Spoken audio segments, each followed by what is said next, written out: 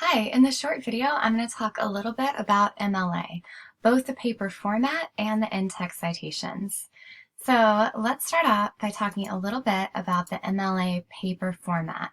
For this essay and all the essays in the class, you're going to be formatting your paper in a certain style following MLA. So MLA stands for Modern Languages Association, and it's a standard formatting that's used for citing sources and also just for your paper, your overall paper layout. So one thing that you'll notice linked in this area is a Google Doc that is MLA formatted. And what I want you to do is to go ahead and open up this file. You only have viewing rights, but what I'd like you to do is go ahead and make a copy. When you make a copy, it saves your own Google document and it's going to have all the correct formatting, and you'll just go ahead and type into that formatting. So what you want to do is rename the copy document. So rather than saying copy of MLA format essay 1, you might say essay number 1, English 110, maybe your last name, something like that. It doesn't really matter what you name it. This is just going to help you find it easily in your Google Docs. And then you'll go ahead and click OK. Now what you have is you have a saved Google Doc that's saved in your Google Docs area. So let's talk through the formatting a little bit. For MLA, the formatting is very basic and kind of plain. You'll notice that nothing on this first area is a bigger size. It's all Times New Roman, font size 12. Nothing's bold, nothing's underlined. It's very standard. So sometimes students have the temptation to make their document look like visually interesting. And for MLA, your content is what's interesting and your paper should just look boring and standard. So what you can do now that you've copied the document is you can go ahead and add your first name and last name here. Here's my name as your instructor, English 110, and the date it was due.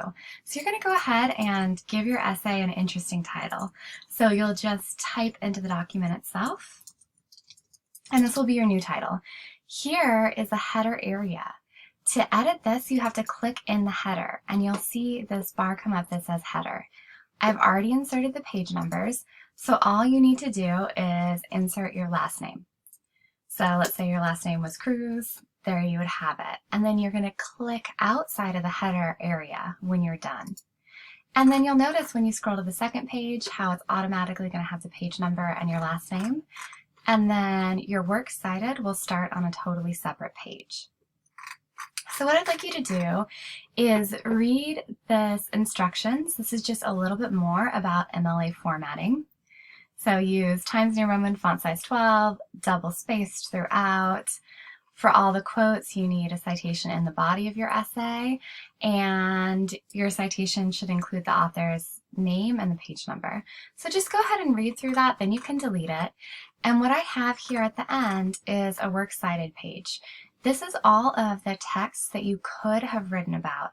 So let's say that you decided to write about Ta-Nehisi Coates. What you want to do is you want to go ahead and delete all of these other ones that you didn't write about. So your works cited should only have the text that you're going to include in this essay. If you have two texts, like let's say you wrote about Coates and Baca, it will be works cited. Here I just have one. So I'm going to go ahead and just delete that S, works cited, because it's only one source or one work. So we're going to go over how to form these MLA citations in detail for the research essay. For now, you can just use what's here. I've already created those for you because it might be hard for you to know where the texts were originally published. So now that you have this, you can just paste in your rough draft. Rough drafts due on Thursday. And another thing that I want you to keep in mind is when you go back to look for this, it's going to be in your Google Docs. So let me go ahead and show you what that looks like.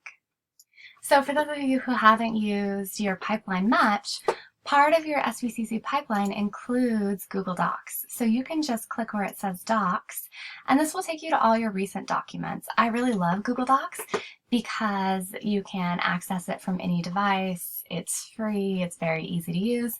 So I retitled my document Essay 1, English 110 last name as an example, so I can just open that back up and keep editing that. And it's automatically changing and saving all my changes, so I don't have to worry about clicking save. It automatically does that. So let's talk again about formatting. So now we've talked about the paper formatting.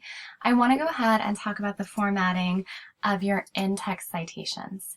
So whenever you're citing something in MLA, you have to cite in two places, on your Works Cited page and also right next to that quote in the body of your essay. So MLA uses an author location system. The location is the page name or page number. So every time you quote, you want those two citations on your Works Cited page and in the body of your essay. So you can format it where you have the author's name in a signal phrase, which is just a short phrase before your quote and then your page number in parentheses. For example, here I have baka, and then a verb explains, and then I have my quote. And then my page number is 169. I don't need to put P or anything next to that, just 169. Or I could put everything in the parentheses at the end here. So for example, in the narrative, writing is a means to purge the bitterness of injustice. Here I have baka, and I have the page number, no P, no comma in between these, and then the period just goes at the end. So for this first essay, it's pretty simple because you're probably going to have one source, maybe two if you're comparing two texts, and you just following those simple formatting is all you're going to be expected to do. You might be wondering, what if there's no page number?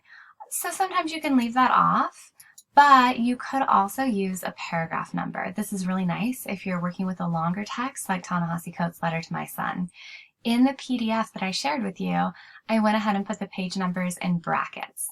So if you're writing about that essay, I would like you to include PAR, period, which is the abbreviation for paragraph, and then which paragraph we have here. So for MLA, the first time you introduce a text, usually you mention the author's first and last name and the title of the work. So the first time you mention Ta-Nehisi Coates' letter to my son, you'll have both of those elements. Ta-Nehisi Coates in Letter to My Son writes that perhaps struggle is all we have.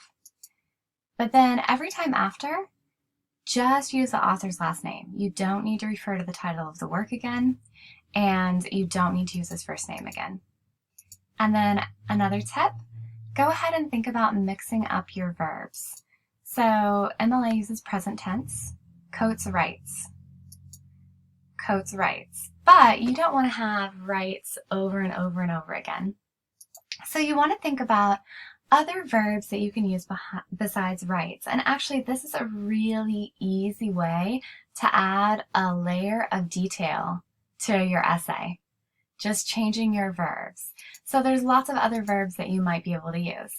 There's a difference between if Coates argues something or if you just note something. There's a difference between if he illustrates something or if he emphasizes something. So you might want to think about, when you're putting that quote in there, what's going on? What's the author's intent? What's the author's tone? And if you could use a verb that matches that, it really adds a nice layer of detail to your essay.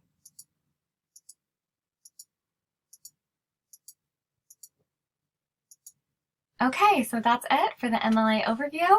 Feel free to email me if you have any questions. Thanks for watching this video.